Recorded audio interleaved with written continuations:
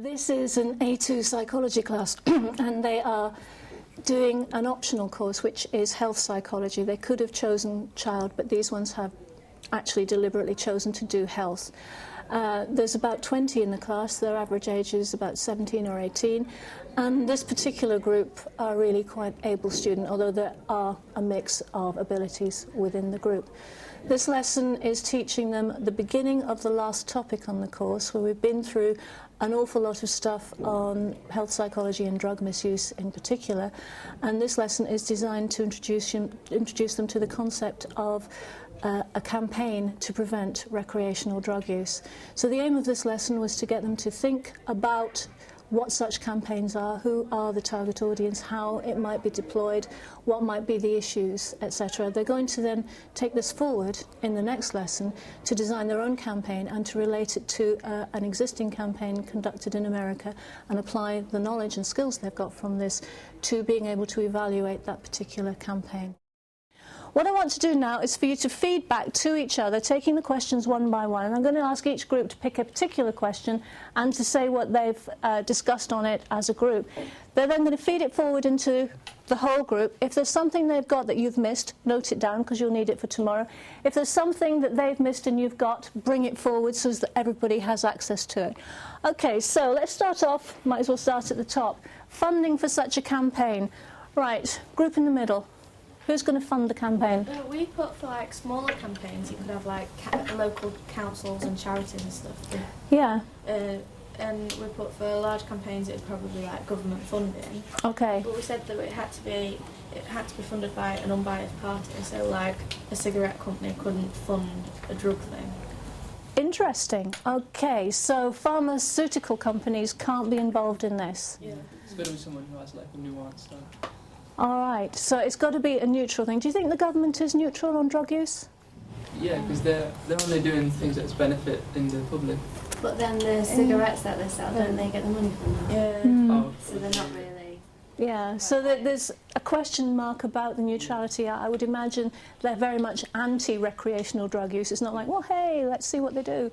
They say, no, don't do it, it's bad. But so government, I like the idea of the smaller local schemes. Did anybody else come up with local levels?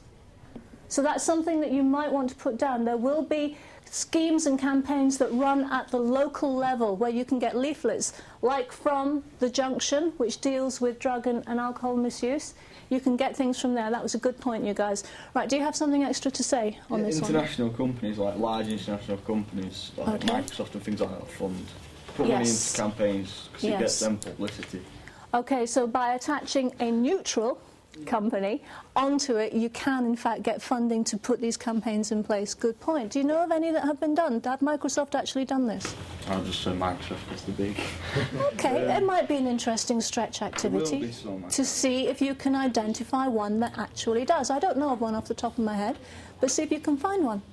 Okay, anybody else got anything? You have one more thing. We said the mass media. The mass media. Rather than government and like NHS and things like that, like if you've got BBC or something like that. Yeah, so the BBC might fund their own campaigns, and there has been one very recently on Radio 1. Have you all picked up on that? They've had an anti-drug campaign going on Radio 1 to tie in with the Ask Frank thing. So they have had something going on there. All right, good. So make sure you've got all of these points across, and we'll move on to question 2. What does a campaign aim to do? Let's start with you guys now. Prevent the drug use, or at least reduce the drug use. So prevent or reduce drug use. Anything else? Raise awareness. Raise awareness. Okay. Anything else? Give people somewhere to go and to talk to and to like get help. Okay, so offering help. Yeah, it just gives people Avenues. support. Okay, support. So there's a lot of different potential reasons why a campaign should be put into place. We are looking at prevention more than anything else here, but good campaigns might have this add-on whereby people who are already using know what to do about it or where to get help. Likely targets, I think we've got strong agreement across the board here. Group at the back? Teenagers and young adults. Teenagers, young adults. Okay, now, interestingly, do you think that's the right target group? Probably not. Why? Because of peer pressure. And like by our age, if people are taking drugs and their friends are, then peer pressure is going to be way stronger than an ad campaign. So it'd probably be better to target younger children, not really young children, but like, I don't know, secondary school age kind of thing. Like early teens. Yeah.